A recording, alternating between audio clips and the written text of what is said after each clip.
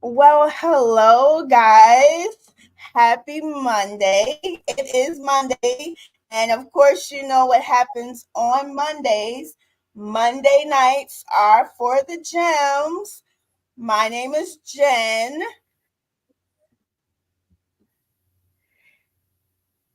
And my name is Monique.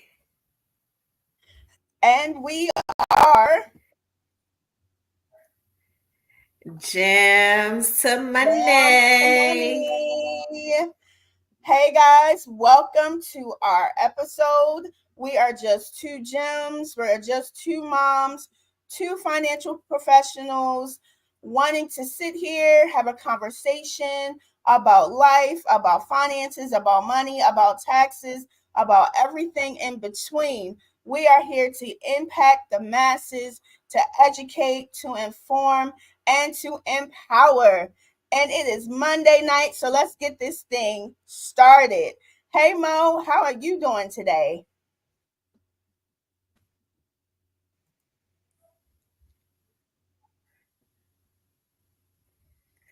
Hey, Jen. I'm doing great. Absolutely great. We're in December. It's the holidays. I'm excited. And all I can say is we're here. We showed up. Oh, sorry for the little delay. Sorry. We made a commitment to show up to get here to be able to share this information with you guys this evening. So I'm just super excited to be on tonight. What about you, Jen? How was your day? How was your Monday? So I just a moment of transparency. I was really low vibrational today. Everything was an even keel, didn't really have too many spikes of energy or any of that. I took some time off, really just got things done at my own pace and my own time. So that was today. It's okay to have a low vibrational day. You're allowed. Everything doesn't have to be get it done, get it done, get it done, get it done. So that was my day.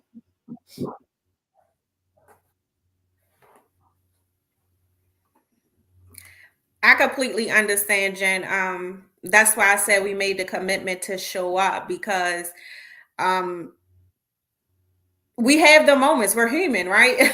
I mean, people get on social media and fake in front, and I get it. I mean, you want to look like you have it all together all the time, but reality is we don't. And it's okay. It's okay. We just got to work through it. We got to talk through it. We got to talk to the right people. And I say that because you never know what someone's going through. So just talking to the right people, having the right people in your corner can really make a difference in that energy that you're feeling at that moment. So it's all good. We here. Absolutely. And so, as always, to our viewing audience, thank you so much for tuning in to Gems to Money. Please like and share. If you are on subscribe to our YouTube page, please go ahead and like and subscribe and share. Comment, let us know where you're calling from. Let us know that you're here just to say hey or ask a question or post a comment, whatever you choose to do. You are very, very welcome to do it. We are so glad to have you. We're so glad to be able to do this for yet another week. And so, you know, it is December. It is December. And of course, we're thinking about, so when we brainstorm and we think about kind of what we want to talk about, what we want to address, what is really at the tippy top of people's minds that we could help, shed some light on. And, you know, Monique kind of brought up some things about, you know, um, just different questions and all that. But you know what? I thought about young acting. So of course, y'all saw our thumbnail. It was spelled like that on purpose. Okay, there was no spell check. Okay, I didn't miss a letter. It was spelled like that on purpose because it's just like I'm tired of people being young acting. And what does that mean, Jen? What in the world does young acting mean? Let's see. We have a comment. We have Tamara calling in from Syracuse, New York. Welcome, Tamara. Hey, girl. That's my sister. Hey, thanks for supporting. We appreciate you as always. Thank you so much. Welcome to the show. And so, young acting, what does that mean? And to me, it means just not being responsible, just not being responsible in your mind, just not doing what you got to do and getting stuff done and being a respectful, responsible asset to the world. Young acting doesn't necessarily come with an age requirement. You know what I mean? Like a lot of people think young acting and they think, oh, you must be talking about a young person. No, it's a lot of older middle-aged people out here that's young acting too, that need to get their stuff together, that need to get their mindset together first, because it starts in the mind. And so I thought that would just be like the befitting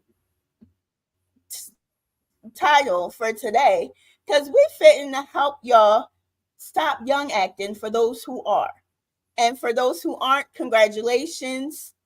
And so we're here to give you some insight, answer some questions so that you can be able to be an asset to society. Okay? You're welcome. So, what you think about that, Monique? What you think about young acting? What you think about that? I definitely can relate. When I was a supervisor at my old job, I always used to say that I was um, babysitting, like literally. But I mean, we you had to be 18 years or older to work there. However, I used to always say I was just babysitting because it's like you have a responsibility, and that responsibility was to come to work on time and do what you needed to do, right? And be an asset to the company, right? And that's a fine line with that as well, because we talked about that last night in our training. But you want to be an asset and not a liability. So if you missed a couple markers along the way, and I'm saying that to say like you're in your 40s, you're in your 50s, but you're still have that same mindset as if you're still 20 years old, it's some disconnect somewhere. Either you wasn't given a proper training and your upbringing was a little shaky or whatever the case may be, or ultimately you just don't want to grow, because we can't keep blaming on the fact that we wasn't taught certain things growing up. That can play a major part in while you're young acting, but at some point you have to, do a reality check with yourself and say, what value do I want to bring to, like you said, the world, or to myself, or to my family. So that's what I get from the young acting thing. Is definitely not an age. It's not.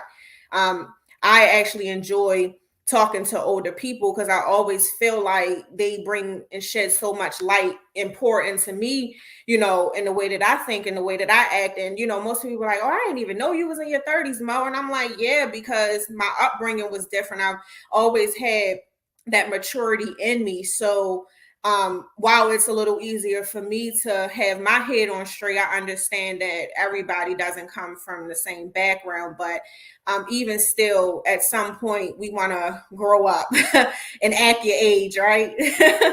But it's all good. That's why we here to keep spreading the word, getting the information out there to you guys, for the people that might have missed a couple markers along the way. Oh, absolutely.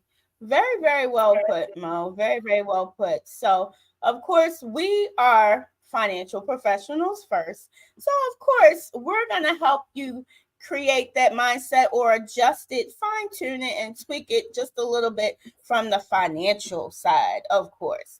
As always, if you have any comments or questions as we go through our show today, definitely put it in the comments and we will, get to it. Hopefully you'll appear on the show.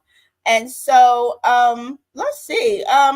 What are some frequently asked questions that I guess people ask, Monique?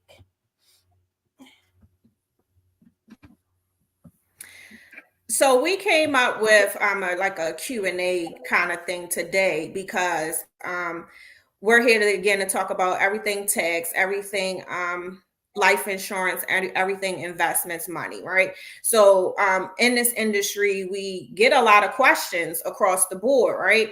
And we just wanted to pick out some major ones and some frequent ones that we always continue to hear, even though we answered the questions and we try to answer to the best of our ability. But sometimes it's just the same questions over and over and over again. So we're just here to kind of like dive into them set of questions that we keep hearing over and over. And again, if you have any questions, or is something foreign to you that you've never heard before, or it is some questions that you might not fully understand, please let us know, and we'll be happily able to explain everything to you to the best of our ability. So want to start off with let's start off with life insurance.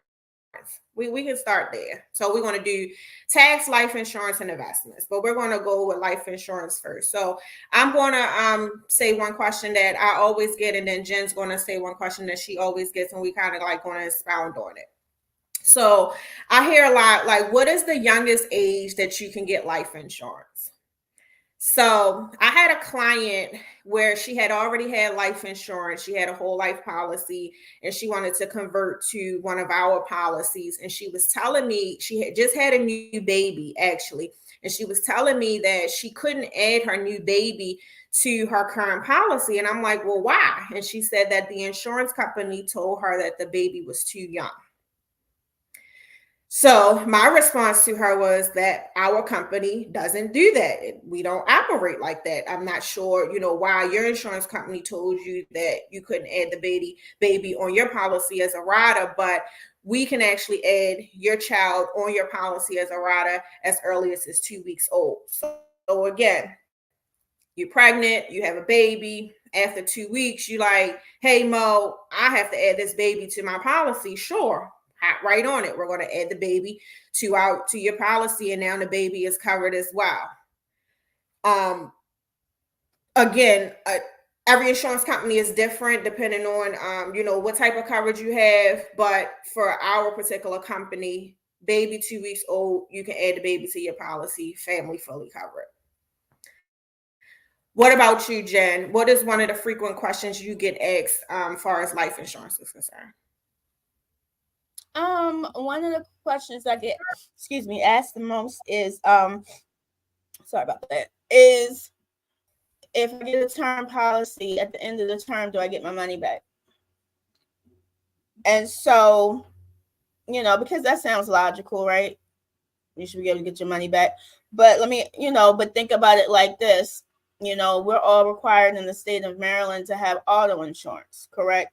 And so auto insurance, is it or is it not renewed every 6 months, every year? How about health insurance? A lot of us just went through open enrollment with our jobs. Is that not renewed every year? But do we always get into a car accident? Do we always have a medical matter that we need to use the insurance? But yet, do we get that money back if we don't use it? So think about it like this: insurance is a transfer of risk. That's pretty much what we're doing. For auto insurance, we are paying a company to assume the risk that if we should get into an accident, that they will be able to cover us and bring us back to the condition in which we were before the accident. Same as health insurance, same as the life insurance. You are paying to transfer a risk. So you don't pass away within the term. Okay, do you get your money back? Now, no.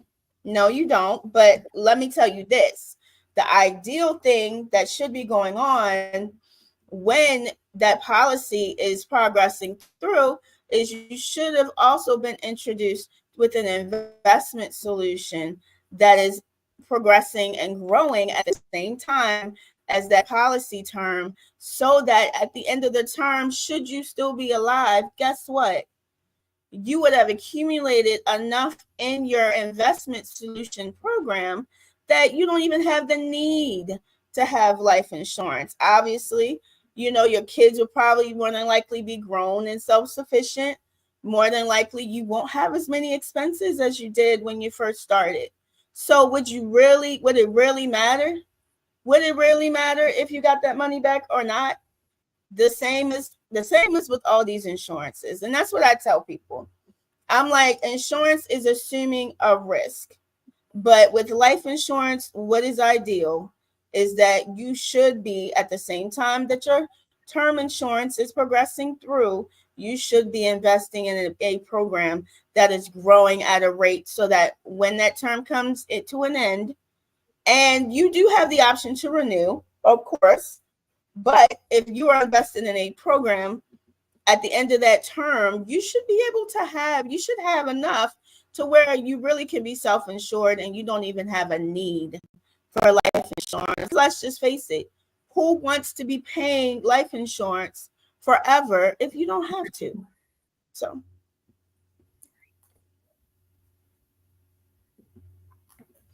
Yeah, Jen, I'll piggyback on that as well, and then that'll lead us into the next set of questions as well. Never have your eggs in one basket. I'm sure you've heard that saying many, many, many of times. Like that's just like, why would you just want to have one checking account or one savings account, or it? I don't know. Maybe my personality is a little different. Like I like to have, things here, things there, moving a lot of moving parts, right? So it just makes sense to, like Jen said, while you have that life insurance, just God forbid something happens, it's there. But you also want to have your money in different places working for you as well. And that leads us into the next set of questions when we're talking about investments. So, Jen, what is two frequent questions that you get asked with the investments? And that'll, like I said, tie into what she was just saying about having that money saved aside into an investment vehicle. Well, I laugh because this one is hilarious. They be like, "Why would I invest in an investment account in the stock market when I can just go play the lottery? Ain't that the same thing?" Hmm. I'll let that marinate for a little bit. Yeah, it's not the same thing. And to be honest, because I like statistics, because I know that when you tell people stuff, you have to bring receipts. So I got receipts for you here. Now, it said, for example, the Powerball, the odds of winning the Powerball is 1 in 292 million. Okay, so in 292 million people, you have one chance of winning. Okay, and that's actually less of a chance of winning than you being struck by lightning. And so think about it like this: when you go play the lottery, are you using statistical, historical data in order to know what numbers you're playing other than Pookie's license plate and Jimmy Joe's birthday and a house number? Are you using any kind of statistical data that has of what has happened in the past in order to select what numbers you are choosing and have some level of certainty that the same is going to happen in the future? I mean, probably not. I'm going to just say probably not. Okay. And so that's the thing about investments. And I think it's so interesting because normally people who play the lottery, and mind you, the average person spends about $405 on the lottery, and they're not winning every single time. So granted, you have to put $400 in order for you to even have a chance, and that chance is not the same every single time. But look at investments. Investments is an educated assumption based on historical data. So what these investment managers do, they eat, sleep, and breathe these mutual funds, these stocks. They know the trends. They know what the funds have done in the past, and using statistical and analytical data, they're able to tell. Granted, we cannot the future. We cannot. But based on this data, history is more likely to repeat itself. And so let me ask you a question. Would you feel more comfortable putting your money in something that has receipts of what it can do and what it can potentially do in the future, or putting your money in something where you just guessing, you just hope, like your hard-earned money? So Mhm. that's a question that I get a whole lot. And it's interesting how people that play the lottery don't want to invest, but you are blindly giving the lottery company your money with no proof that you're even going to win. And I'm giving you analytical numbers showing you this is the your money has the potential to grow in this manner, and you're like, oh no, I don't know, I don't. So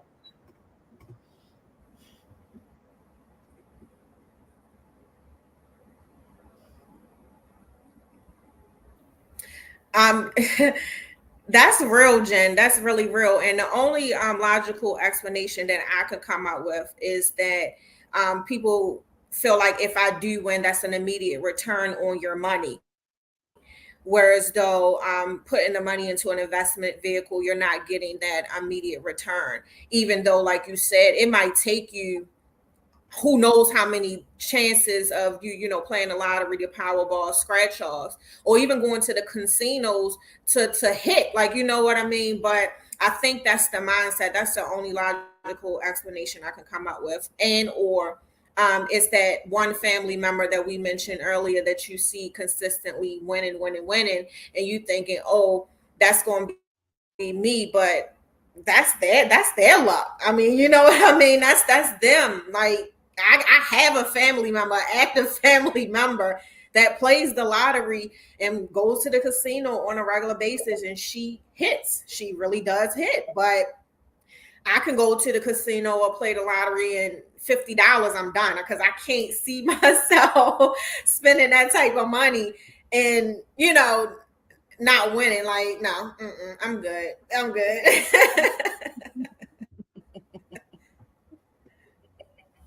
Yeah, crazy. So what is It's crazy. another question, Jen, that you get with the investments?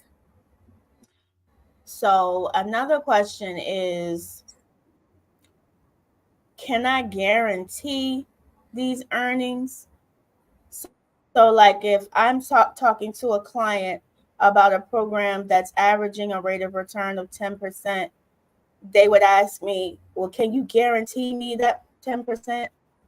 Well, no, because how the market works is that it's depending on various factors such as the global economy, such as the local economy.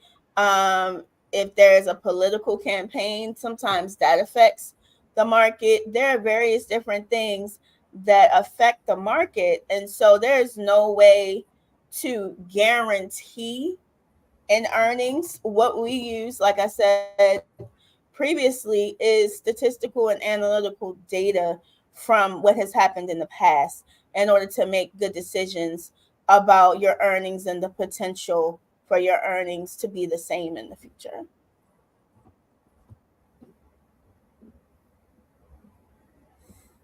That's good. That's good. You're absolutely right. Um, like I said, I think it's just that immediate return that everybody wants, that scares them away. But if you're willing to take them big risks at the casino and at them playing the lottery, you might as well start. And so that leads me to another thing, Jen. Do you feel like people are scared to invest because they think that they have to invest all of this money to see some type of great return? Hmm. Yeah. And it's because a lot of the brokerage houses, a lot of the companies that we deal with, such as like Franklin Templeton or Fidelity, a lot of them, if you're coming off the street and you're like walking walking into one of their offices, they do sometimes require you to have at least $5,000 before they would even take an appointment with you. And so that's the thing I love about our company, is because we believe that everybody should have the opportunity to grow their money and achieve financial independence, because that is one of the ways, other than life insurance, that is one of the other ways that we can achieve financial independence, is by making our money work for itself without us working it. It's like, ask any millionaire, billionaire, or even even anybody remotely wealthy that you know, how is it that you're able to continue your wealth? And I'm pretty sure that the market will be included in Mm-hmm. there. But like I said, a lot of these well-known brokerage houses don't even blink unless you have at least $5,000 to $10,000. But with our company, we allow you to do that for a very minimal amount. And obviously, as you progress in your finances and you're doing better and you're freeing up more income because you're paying off debt and you have a lot more disposable income, the idea is that you would want to progressively add to that account, but we don't require that just starting off. And that is a big deterrent. That is a big deterrent for a lot of middle income Americans, is that I don't have enough to invest. And that's why when you sit down and you talk to us, we definitely help you first understand how this whole investment game works, but we also give you an opportunity to get a piece of the pie as well because you deserve it. You work hard too. So, yeah.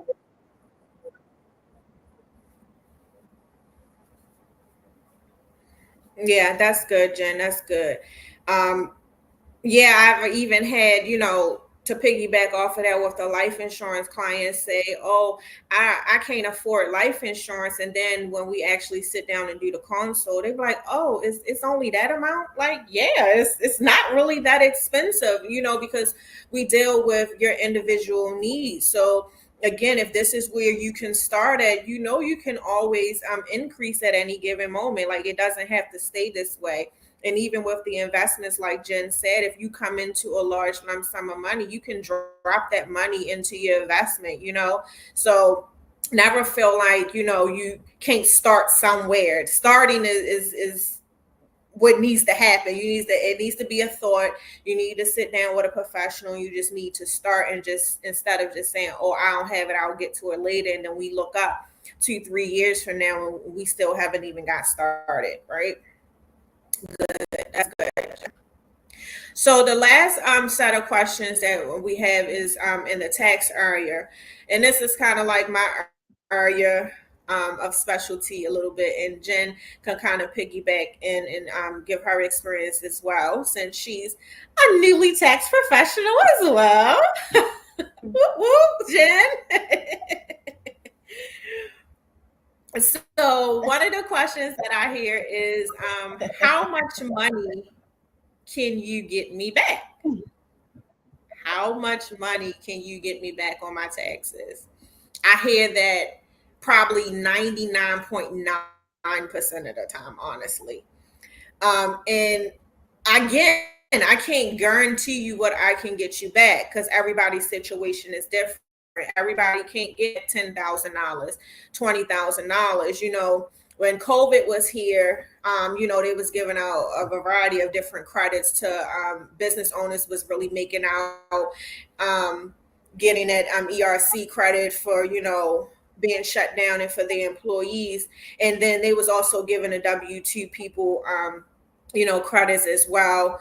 The additional child tax credit had went up, and the child tax credit had went up, and all the credits literally had went up, skyrocket, right?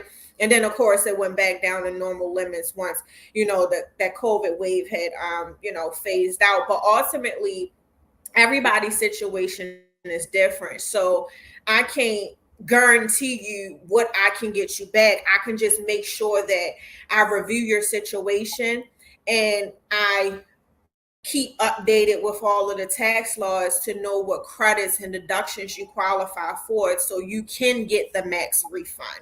But I can never tell someone, hey, yeah, I can guarantee that you're going to get this 10K. And then when I can't get you the 10K, you're looking at me like, well, you told me. So no, I never tell clients what I can get them back. I say, hey, I can review your situation, and based on your situation, this is what you qualify for, and I'm going to make sure that you get all of your deductions and all of your credits so you can get your max refund for sure. Because never like to leave a client feeling like they didn't get the max that they were deserved of. Do you have anything, Jen, to add to that particular one? Have you heard anybody ask you like how much they can get you back? I mean, you can get them back. Not necessarily, but I did have a conversation where this person was like, why am I always paying? Why am I always owing? Why am I always owing? Why don't I ever get a refund? And so just using my personal experience and the things that I've learned and preparing to be, and preparing as a tax professional, is that I would, number one, just look at your withholdings. Are you, obviously, if you're withholding the minimum, then of course there are going to be a lot of taxes taken out on your paycheck, and more than likely, if you have wait a minute, hold on. So if your withholding is lower, you're going to get more taxes taken out on the front end, which gives you more likelihood to get a refund. Granted, your tax liability isn't crazy. And so just the reverse of that is, if you're claiming a lot of exemptions, which means you're having the bare minimum come out of your paycheck on a regular basis, and then when it comes time to reconcile, you don't have a lot of deductions and you don't have a lot of things that are lowering that tax liability, more than likely you're going to owe. So first, I tell people, just check your withholdings. Maybe you can adjust that so that you can kind of break even. You know what I mean? Other things I would suggest is, are you able to donate to charities? Like, what's your charitable giving looking like? Like, can you donate to charities? Are you donating to charities? Because in that way, if you itemize, it can reduce your tax liability. Of course, if you own a business, that can definitely give you some benefits. I mean, it's a little tricky, but I just, go through a line of questioning like that. The way we learn something very valuable in our development training that we do every week, and we learn something about taxes, and just the fact that taxes were set up to benefit those business owners. And the reason why they were set up to benefit those business owners, because those business owners employ people who pay the taxes that fund various government programs. And so that's why it seems as if, as a W 2 employee, you're always owing. You don't ever get any benefits. So, hey, start a business, if you're up to it. I mean, I wouldn't suggest do it if that's not your thing. But, that's another thing. That's another way. But definitely sit down with a licensed tax professional and have them look over your whole entire situation so that they can give you an accurate assessment of what it is that you need to do. And granted, we can't guarantee anything. Us as tax professionals, we can't guarantee refunds or anything like that. We're not doing that. Ain't nobody trying to go to jail. So, but we can do our best to make the best decision based on your situation to put you in a more favorable condition, so that it's beneficial to you. So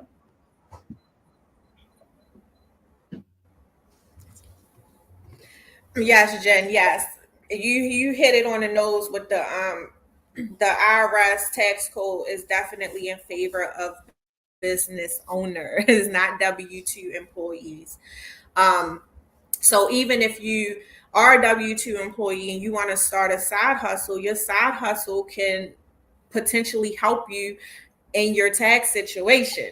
It can, because again, like Jen said, you let's just say your first year you're in business, you might have taken a loss from starting that business. You can write them expenses off on your taxes, which will ultimately lower your tax liability. Yes, if you don't have a business, but you're a single tax preparer, you don't have any dependents, but you have a house, you can write off your property taxes if you donated in charity. I mean, so anything that can bring down your tax liability, you want to be able to do. And again, some people just say, hey, I just want to break even. Like Jen said, I'm not looking for no refund. I don't have no kids. I get it. That time has passed for me. But even still, you still have to pay into your taxes so the tax professional can work with your situation. We can't make miracles happen. All right.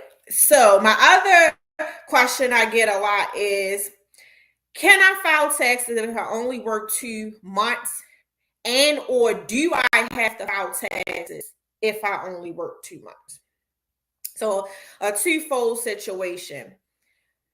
IRS says that if you've made under the threshold of, let's just say we're going into 23 taxes, what we be doing in 2024. If you've made under 12.9, you're not required to file a tax return and you won't get penalized, right? But most people, let's just say you've made $10,000.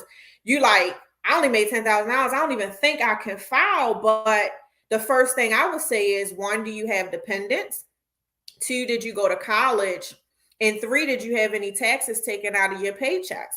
And if you answer yes to any of them questions, then I would highly suggest you still sit down with someone to see how you can benefit from getting your taxes down without having have made only $10,000 and under that threshold. Because again, you could possibly qualify for earned income credit for yourself.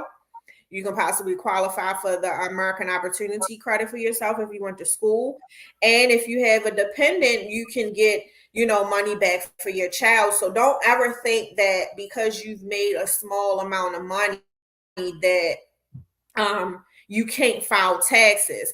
Again, not required to file taxes is one thing, but if you have any of them factors lined up, you might still want to sit down with somebody, because it's possibly that you're leaving money on the table. And we don't want to leave any money on the table. We want all our money, right?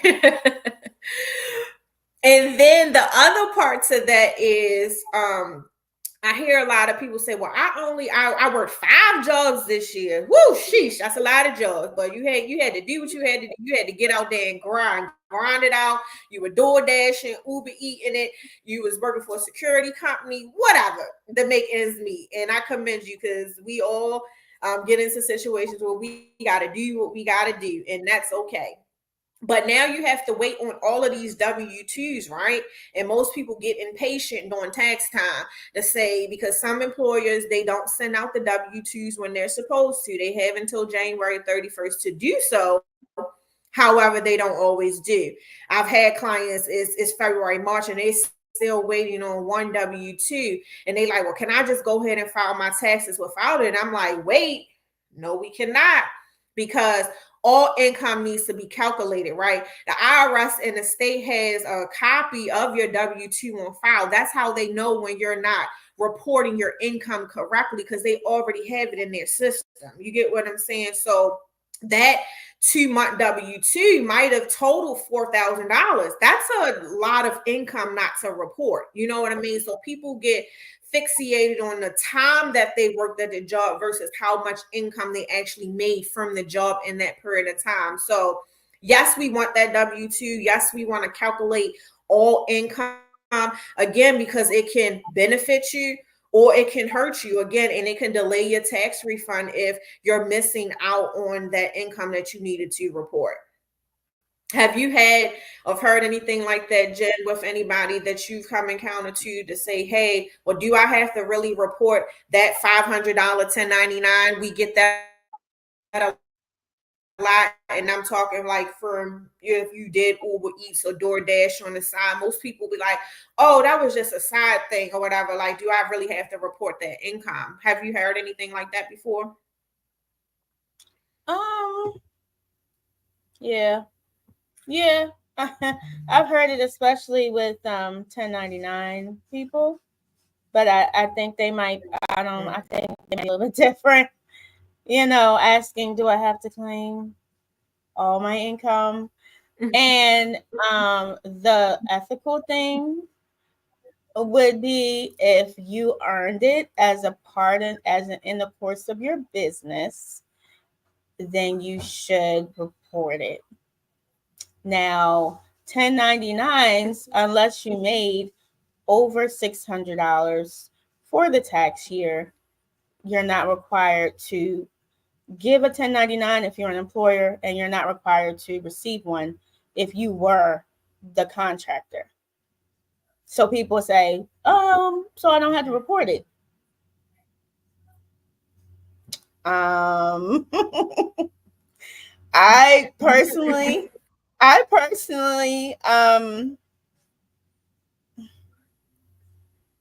I don't know. Like I don't know,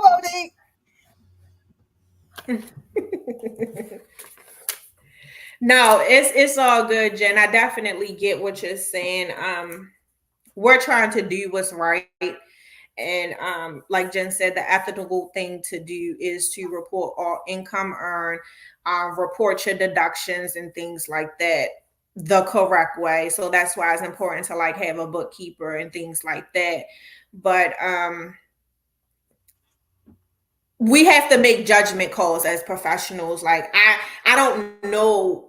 We can't see into the IRS system or the state system. That's another thing. I wish we could, but we cannot. So if this is what you're saying you have, this is what I have to assume that you have and don't have. You know what I mean? And if something comes up along the way, I can only assist you from that point to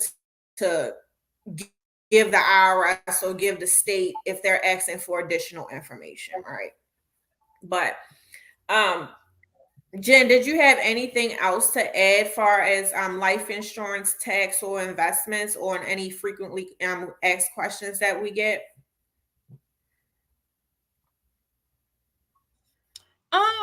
I actually don't. I actually do not. I have a of course y'all know I'm a mom first, and my daughter has a track meet. Was in a track meet, and so I motherly duties call, but no, I don't. No, I don't. I don't have any more questions. No. Okay. So yeah, like Jen said, she's a mom. I'm a mom. We got motherly duties and things to do. So we did give you guys some good gems today. I hope you guys took some notes. I hope you got something out of this today. If you again have any questions, concerns, or issues, or anything that you would like us to talk about on our lives going forward, please let us know.